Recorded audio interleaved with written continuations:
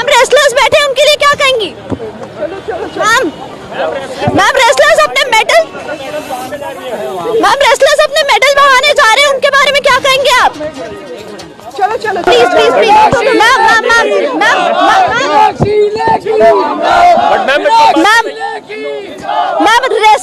Ma'am wrestlers बैठे हैं उनके लिए क्या कहना चाहेंगी? मैम रेसलर्स बैठे हैं उनके लिए क्या कहेंगी? मैम रेसलर्स अपने मेडल बहाने जा रहे हैं, उनके बारे में क्या कहेंगे आप? चलो मैम रेसलर्स अपने मेडल बहा रहे हैं, उनके बारे में क्या कहेंगी? कानून नियम प्रक्रिया चल रही है मैम, लेकिन कोई सुनवाई नहीं है, प्रधानमंत्री कुछ बोलने के लिए तैयार नहीं है। महिला सांसद होगी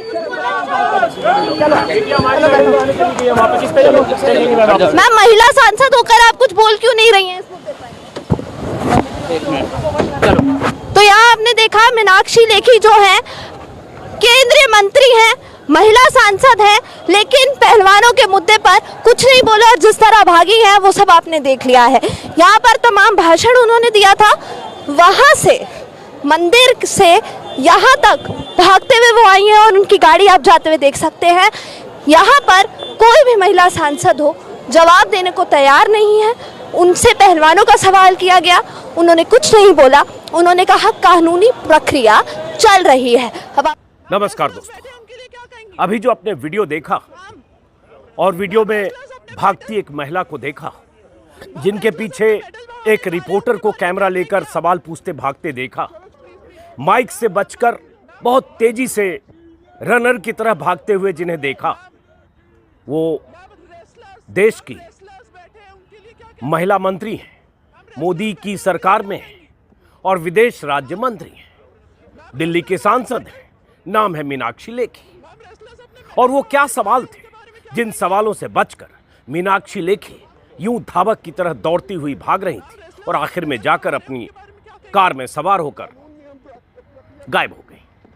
पहले तो उस रिपोर्टर को सलामी, जिस रिपोर्टर ने ये सवाल पूछा। कोई यूट्यूब चैनल है, आई न्यूज़ नाम है, मैं ज़्यादा उसके बारे में नहीं जानता हूँ, फिर भी ये सवाल मंत्री से पूछा गया और मंत्री बचकर भागती रहीं। और वो सवाल था उन महिला पहलवानों से जुड़ा, वो सवाल था उन बेटियों से जुड़ा, वो सवाल था जंतर मंतर पर 35 दिन तक धरने पर बैठने के बाद अब जो पहलवान हरिद्वार में मेडल बहाने चले गए थे, उन पहलवानों की मांग से जुड़ा, बीजेपी के सांसद ब्रजभूषण शरण सिंह की गिरफ्तारी से जुड़ा। वो सवाल जिसका सामना मोदी सरकार का कोई मंत्री नहीं करना चाहता, वो सवाल जिस सवाल पर प्रधानमंत्री मोदी चुप है, वो सवाल जिस पर अमित शाह ने अब तक जुबान नहीं खोली है, वो सवाल जिस पर बीजेपी के अध्यक्ष जेपी नड्डा ने आज तक मौन साध रखा है, वो सवाल जिस पर मोदी सरकार की महिला मंत्री, चाहे वो निर्मला सीतारमण हो, चाहे मीनाक्षी लेखी हो, चाहे स्मृति ईरानी हो, चाहे कोई और, किसी ने अब तक जुबान नहीं खोली है। और ये सवाल देश की बेटियों से जुड़ा है। मीनाक्षी लेखी को तो बचते हुए देखा, लेकिन कल जो हुआ वो भी आपने देखा होगा कि किस तरह से देश की बेटियां साक्षी मलिक, विनेश फोगाट और बजरंग पूनिया अपने मेडल बहाने के लिए हरिद्वार पहुंच गए थे, गंगा के किनारे। उन्होंने ऐलान कर दिया था कि उनकी बात सुनी नहीं जा रही है। उनके साथ जिस तरह से बदसलूकी हुई, जिस तरह से जंतर मंतर पर उनके साथ धक्का मुक्की हुई, जिस तरह से उनके साथ सरकार का रवैया है, उसके बाद उनके पास कोई विकल्प नहीं बचता है कि अपने मेडल को गंगा में बहा दें। 2.5 पन्ने का एक उन्होंने प्रेस नोट भी कल अपने ट्विटर पर जारी किया था, उसके हिस्से में आगे सुनाऊंगा। पहले कल शाम को जब ये पहुंची, हंगामा मच गया। सोशल मीडिया पर हजारों लोग अपील करने लगे कि आप अपने मेडल को मत बहाओ, ये मेडल देश के नाम है, ये मेडल देश की शान है, ये मेडल देश की वो थाती है जिसे गंगा में प्रवाहित नहीं किया जाना चाहिए। ऐसे हजारों लोगों ने लिखा, जिसमें हम जैसे लोग भी थे और बहुत सारे लोग। और जब ये बेटियां वहां गंगा के पास पहुंच गई थी, तब तक बहुत सारे लोग पहुंच गए उन्हें रोकने के लिए। उसी में राकेश टिकैत के बड़े भाई नरेश टिकैत, जो बालियान खाप के मुखिया हैं, भारतीय किसान यूनियन के अध्यक्ष हैं, वो भी अपने काफिले के साथ पहुंचे और सबने समझा बुझाकर वो उन्हें मेडल को प्रवाहित करने से रोका। और नरेश टिकैत ने उनसे वो मेडल ले लिया और उसके बाद कहा हमें 5 दिन का वक्त दीजिए। और उसके बाद 1 तारीख को सोरम, जो ऐतिहासिक चबूतरा है खापों सर्व खाप पंचायत का चबूतरा मुजफ्फरनगर में, उन्होंने कहा वहाँ हम पंचायत करेंगे, आगे का फैसला करेंगे, 5 दिन का वक्त दीजिए। मतलब इस 5 दिन में हो सकता है सरकार से संवाद हो, सरकार की तरफ से कोई संवाद हो, उसके बाद तय करिए। और नरेश टिकैत ने मेडल अपने पास रख लिया और उसके बाद वो पहलवान देर रात तक नरेश टिकैत के घर मुजफ्फरनगर पहुँचे। वो तस्वीरें मैं सुबह आज तड़के देख रहा था जब वो पहलवान नरेश टिकैत के घर पहुँचे। लेकिन इस बीच क्या हुआ, देश का मीडिया लगातार कल रात इन पहलवानों को विलेन बनाने में जुट गया। एक बड़ा तबका बार बार इंस्टिगेट कर रहा था, एक बड़ा तबका मीडिया का जो ट्विटर पर या चैनल पर बार बार यह कहने की कोशिश कर रहा था कि ये अगर मेडल बहाने का ऐलान करके गए थे तो बहाया क्यों नहीं, ये नाटक क्यों किया, ये तमाशा क्यों किया।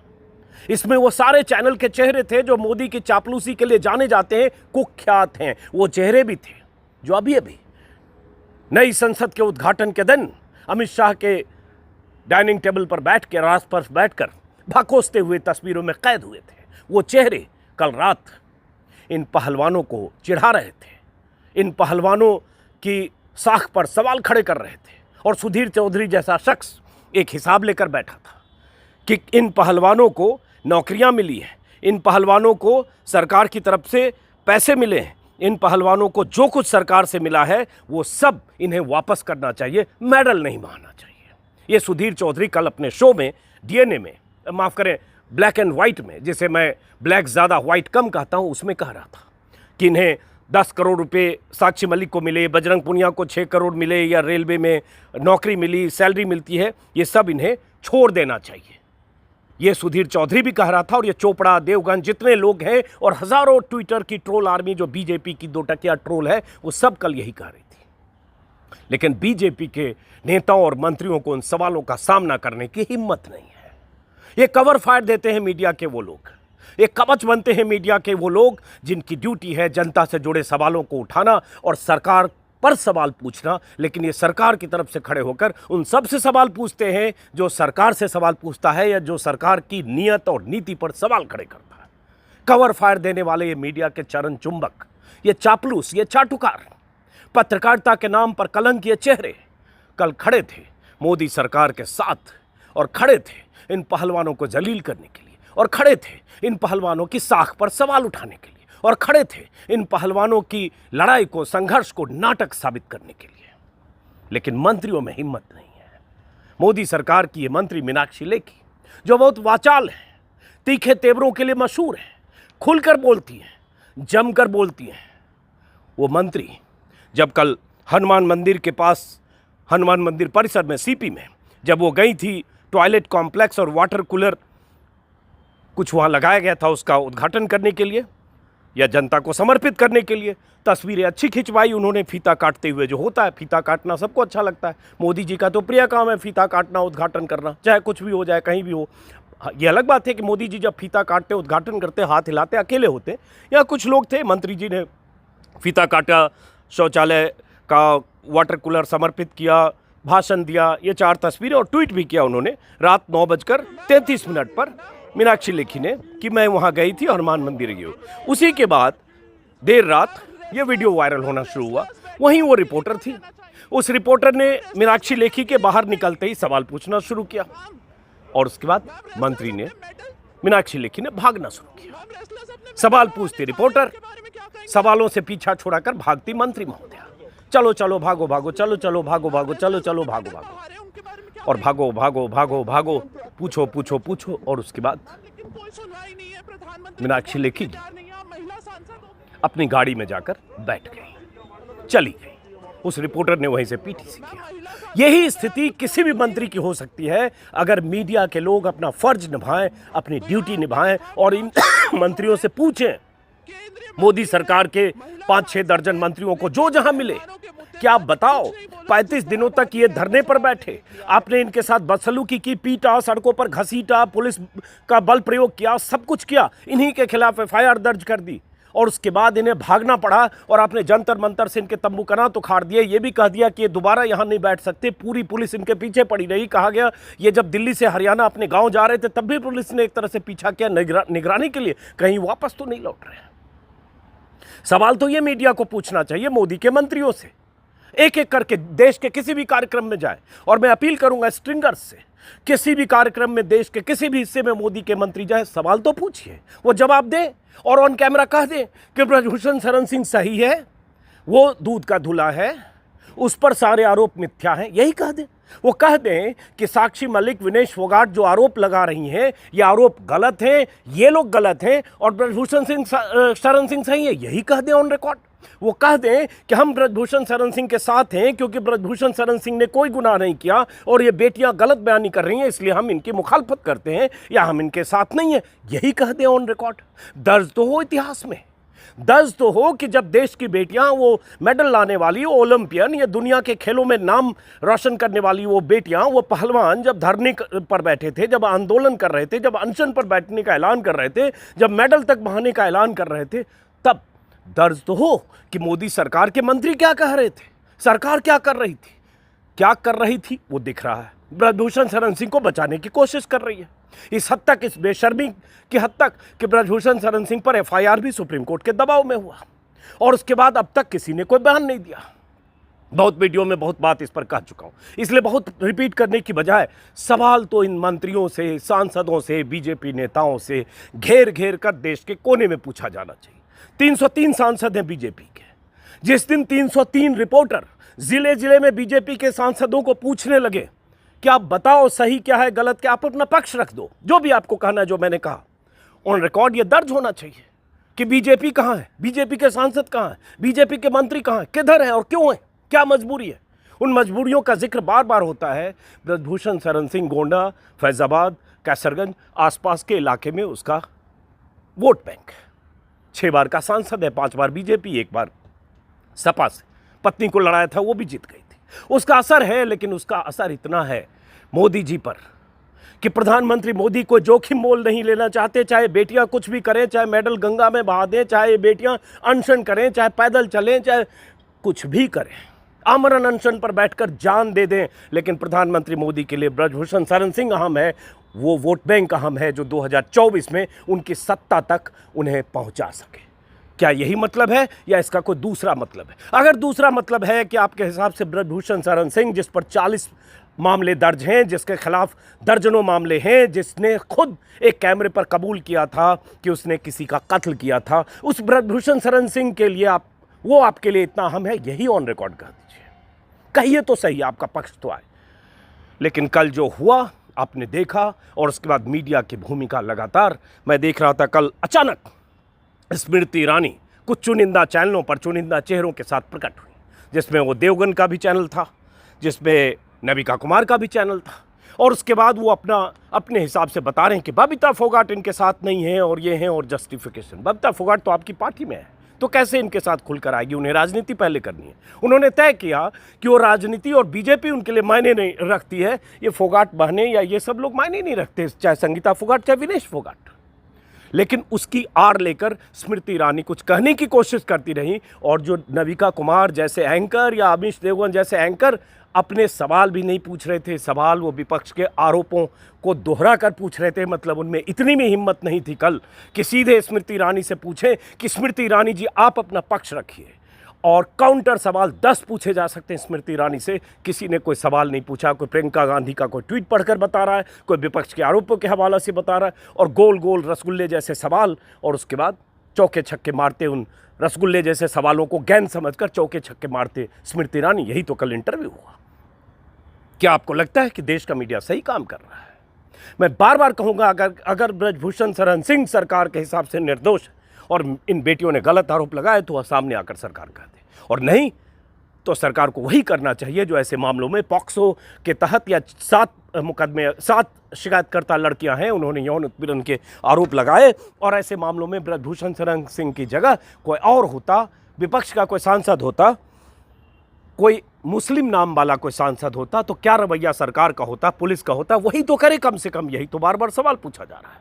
अब लोग कह रहे हैं मेडल बहा क्यों नहीं दिया। जो लोग कह रहे हैं मेडल बहा क्यों नहीं दिया, उन्हें पता है कि मेडल की क्या कीमत है और मेडल भारत को कैसे मिलता है। ओलंपिक खेलों का इतिहास अगर जानेंगे तो 1900 से अब तक 123 सालों के इतिहास में भारत को 35 मेडल मिले हैं, जिसमें हॉकी में 12 जो टीम को मिलता है, पूरी टीम होती है। रेसलिंग में 7, 123 सालों में 7 मेडल ओलंपिक को मिले हैं। हॉकी के बाद सबसे अधिक रेसलिंग में, मतलब कुश्ती में, उसके बाद वेट लिफ्टिंग, शूटिंग, बैडमिंटन और जेवलिन थ्रो जो नीरज चोपड़ा को मिला। ये 123 सालों का इतिहास है। 1947 के बाद से देखेंगे तो 30 मेडल मिले हैं, उसमें भी रेसलिंग में, कुश्ती में 7 मेडल, हॉकी में 9 मेडल। ऐसे तरसना पड़ा है इस देश को ओलंपिक में मेडल के लिए, और ओलंपिक में मेडल जीतने वाली को आप उसके साथ खड़े होने की बजाय करो मेडल फेंक क्यों नहीं दिया, तमाशा क्यों किया, नाटक क्यों किया। एक भास्कर के हवाले से मैं डेटा देख रहा था अभी कि कितने मेडल किसको मिले।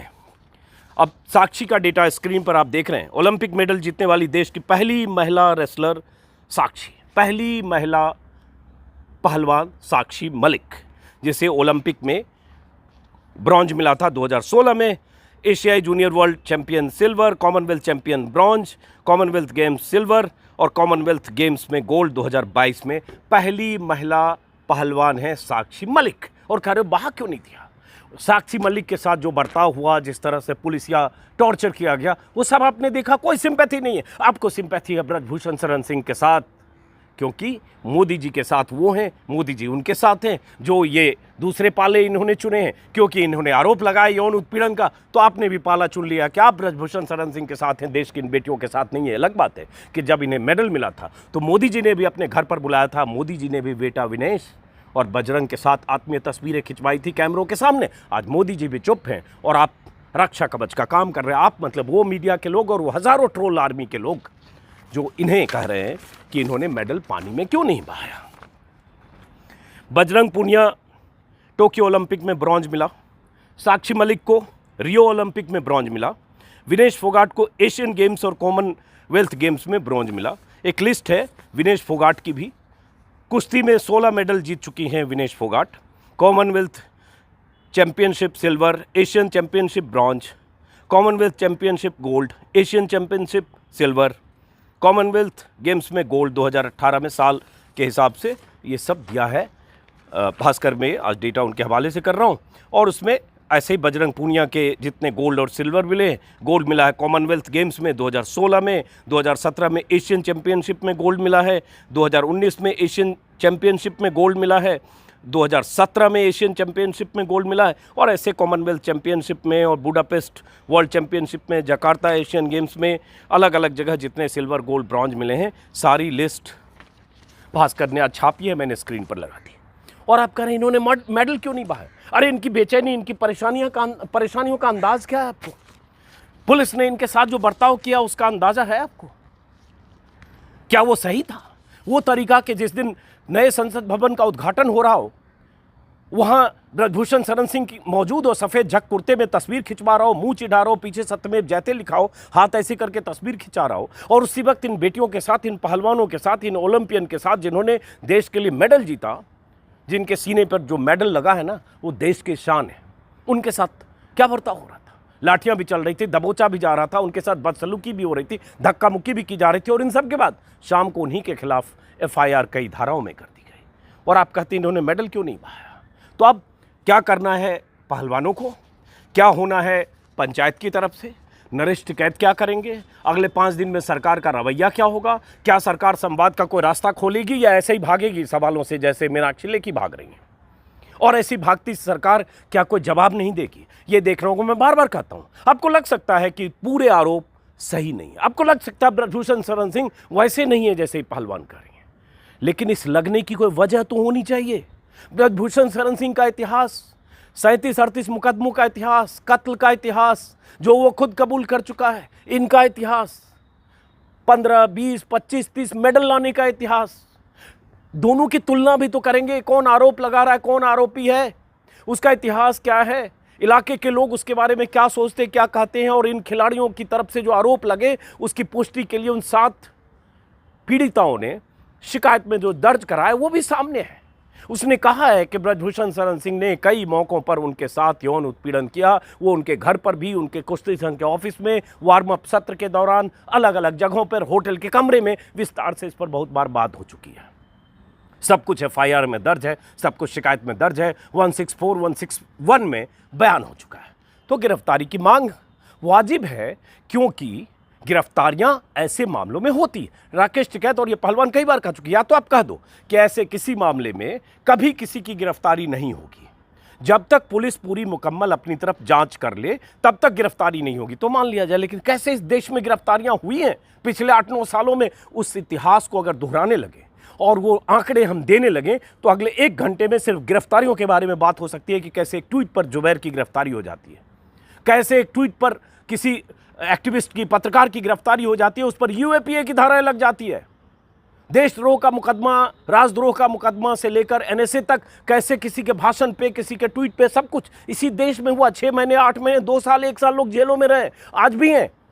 लेकिन यहां ब्रजभूषण शरण सिंह का मामला है, इसलिए संगीन धाराओं में FIR दर्ज मुश्किल से होना। और उसके बाद इन लड़कियों ने जो 2.5 पन्ने कल लिखे थे, जिसमें साफ साफ लिखा था कि 28 मई को मेरे साथ क्या हुआ आप सबने देखा, पुलिस ने हम लोगों के साथ क्या व्यवहार किया, बर्बरता से गिरफ्तार किया, हम लोग शांतिपूर्ण आंदोलन कर रहे थे, अब लग रहा था हम क्यों जीते थे, क्या इसलिए जीते थे कि तंत्र हमारे साथ ऐसा घटिया व्यवहार करे, हमें घसीटे और फिर हमें ही अपराधी बना दे। और कल पूरा दिन हमारी कई महिला पहलवान खेतों में छिपती फिरी हैं। तंत्र को पकड़ना उत्पीड़क को चाहिए, लेकिन वो पीड़ित महिलाओं को उनका धरना खत्म करवाने, उन्हें तोड़ने और डराने में लगा है। अब लग रहा है हमारे गले में सजे इन मेडलों का कोई मतलब नहीं रह गया है, इनको लौटाने की सोचने भर से हमें मौत लग रही है। ये सब कल उन्होंने लिखा, क्योंकि कहा यह गया कि पुलिस उनका पीछा कर रही थी, उन पर नज़र रख रही थी, कहाँ जा रही हैं, किससे मिल रही हैं, गई कि नहीं, वापस तो नहीं लौटेंगे। ऐसी बहुत सारी बातें हैं जिस पर मैं बात कर चुका हूँ।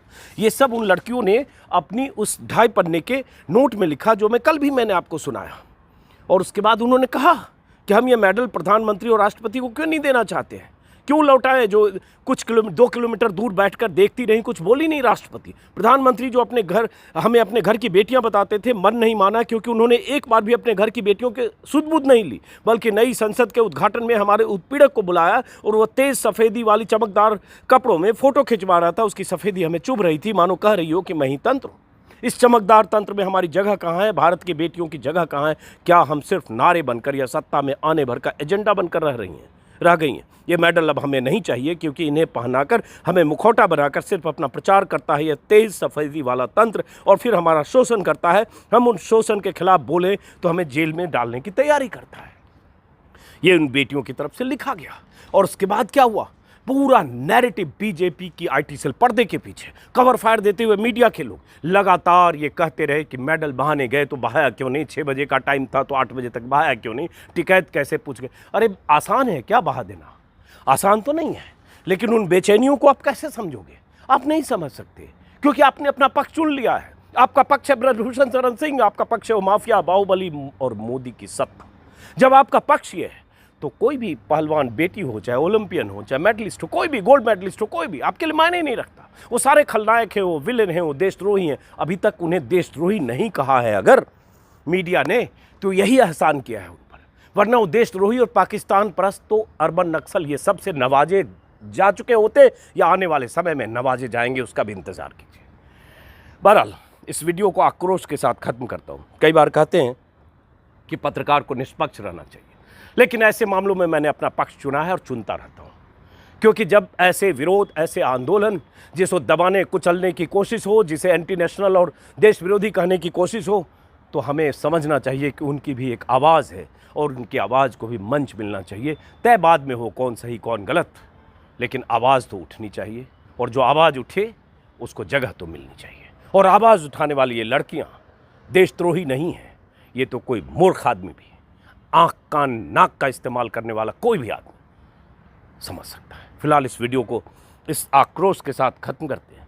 5 दिन का समय है, क्या होता है 5 दिन बाद, ये पहलवान आगे क्या करते हैं, क्या दिशा तय होती है, जो भी हमें पता चलेगा हम बताते रहेंगे और आपसे मुलाकात होती रहेगी। आपने अगर मेरे YouTube चैनल को सब्सक्राइब नहीं किया तो सब्सक्राइब करें, सब्सक्राइब किया है तो ज्वाइन करें। नमस्कार।